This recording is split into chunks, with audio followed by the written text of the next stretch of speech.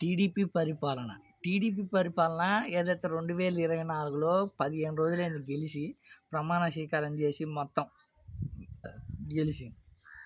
అయితే అద్భుత పరిపాలన అంటే అద్భుత పరిపాలన అందిస్తుందనే చెప్పుకోవచ్చు. అలాంటి అద్భుత పరిపాలన అంటే విధ్వంసకాండలు, దౌర్జన్యాలు, సంపడాలు, కొట్టడాలు, ఆస్తి ధ్వంసం చేయడాలు ఇలా పరిపాలన టీడీపీ ప్రభుత్వం అద్భుతంగా కొనసాగుతుంది. ఏదైతే దౌర్జన్యాలతోటి కూల్చేయడంతోటి టీడీపీ ప్రభుత్వం అద్భుతాలు జరుగుతుంది. ఇబ్బందే లేదు ప్రభుత్వం.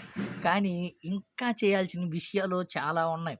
ఏదైతే వైసీపీ కార్యకర్తలు కొట్టడము, తర్వాత వైసీపీ ఆస్తులు ధ్వంసం చేయడము, ఇలా చేశారు కదా! ఏదైతే సచివాలయాలు ఏదైతే కొంచెం జగన్మోహన్ రెడ్డి గారి ఫోటోలను పగలగొట్టడం అలా చేశారు. తర్వాత ఇప్పుడు ఏదైతే ఏకంగా వైఎస్ఆర్ పార్టీ తాడేపల్లి కేంద్ర కార్యాలయాన్ని కూల్చేశారు. అయితే చాలా చప్పట్లు కొట్టాల్సిన విషయం అసలు ఇది. మన తెలుగు రాష్ట్రంలో ఆంధ్రప్రదేశ్‌లో జరిగిన ఈ సంఘటన మామూలుది కాదు. ఎందుకంటే గతంలో ఇలాంటి పరిపాలన వైసీపీ పార్టీ చేయలేకపోయింది. ఏదైతే టీడీపీ కార్యకర్తలను కొట్టడము, ఏదైతే టీడీపీ చేసింది ఏం లేదుగా కూల్చేయడానికి. అలా చేయడం పోవడం, తర్వాత టీడీపీ పార్టీ ఆఫీసులను కూల్చేయడము ఇలాంటివి చేయలేకపోయింది కదా! అందుకని వైసీపీ పార్టీ ఓడిపోయిందనే చెప్పుకోవచ్చు.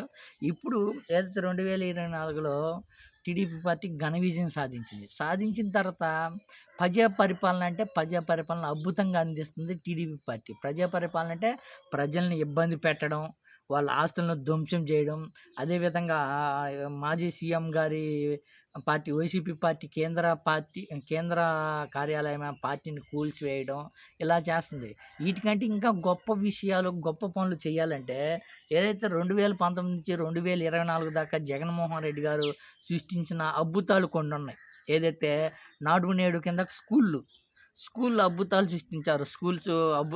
ఏదైతే ప్రైవేట్ స్కూల్‌కి ఏం తగ్గకుండా గవర్నమెంట్ స్కూల్‌గానే ఉండాలనే విధంగా చేశారు. వాటిని కూల్చేయండి. అప్పుడు అద్భుత పరిపాలన అయ్యిద్ది.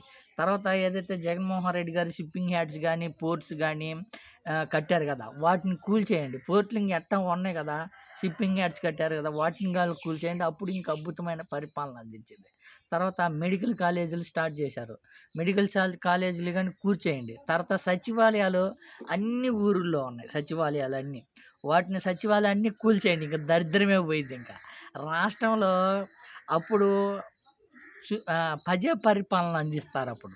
సచివాలయం కూడా రైతు భరోసా కేంద్రాలు, హెల్త్ క్లినిక్ సెంటర్స్ ఇవన్నీ చాలా అంటే చాలా అద్భుతం సృష్టించాడు 2019 నుంచి 2024 దాకా. ఏదైతే కరోనాలో అతలాకుతలమైపోయి ప్రపంచ దేశాలు అతలాకుతలమైపోయి నాశనం అయిపోతున్నా కానీ ఆంధ్రప్రదేశ్‌ని అంటిపెట్టుకొని బడుగు బలహీన వర్గాలు అందరూ బాగుండాలనే విధంగా చేశారు కదా!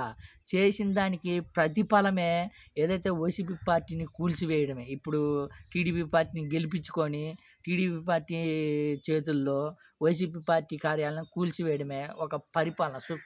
ప్రజా పరిపాలన అనే చెప్పుకోవచ్చు. మొత్తానికైతే ఇలా చేయండబ్బా!